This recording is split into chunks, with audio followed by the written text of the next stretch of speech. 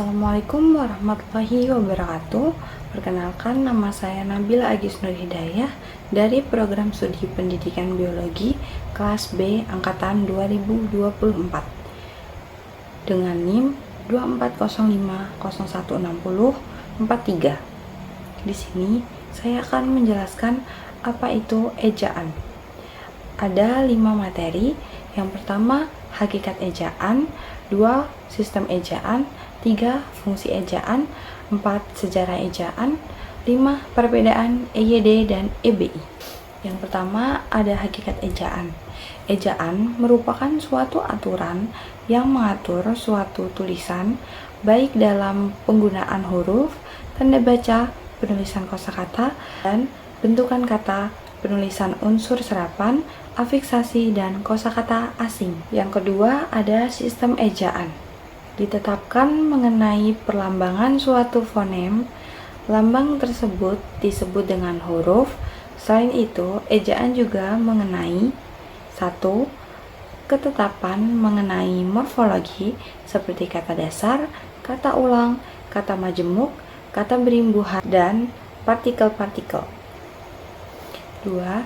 Aturan mengenai cara menuliskan kalimat dan bagian kalimat menggunakan tanda baca seperti titik, koma, titik koma, titik 2, tanda kutip, tanda tanya, tanda seru. Ejaan bahasa Indonesia terus mengalami perubahan, pengembangan, dan penyempurnaan yang dilakukan selama 114 tahun terhitung sejak tahun 1901 hingga tahun 2015. Yang kedua, fungsi ejaan. Menurut Rohmansyah, ejaan memiliki fungsi sebagai landasan pembakuan tata bahasa, kosakata, dan peristilahan, serta alat penyaring masuknya unsur-unsur bahasa lain ke dalam bahasa Indonesia. Selain itu, Mijianti menyatakan bahwa pelestarian bahasa Indonesia perlu dilakukan agar kedudukan bahasa Indonesia sebagai identitas bangsa Indonesia semakin mantap. Yang keempat, ada sejarah ejaan. Sejarah ejaan bahasa Indonesia diawali dengan ditetapkannya ejaan Van Ophuijsen pada 1901. Ejaan ini menggunakan huruf Latin dan sistem ejaan bahasa Belanda yang diciptakan oleh Carles van Ophuijsen. Ejaan Van Ophuijsen berlaku sampai dengan tahun 1947.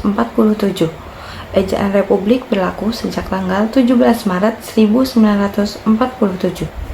Yang kelima, ada perbedaan EYD dan EBI. EYD adalah aturan tata bahasa Indonesia yang ada sejak 1972 hingga 2015. EBI adalah aturan tata bahasa Indonesia yang berlaku sejak 2015 sampai sekarang. Ada beberapa aturan dasar dalam EYD dan EBI. Pertama, huruf kapital, contohnya kata baku, huruf miring, tanda titik. Kedua, penulisan kata, contohnya kata depan, penggunaan tanda baca imbuhan, penggunaan tanda hubung, penulisan angka, dan bilangan.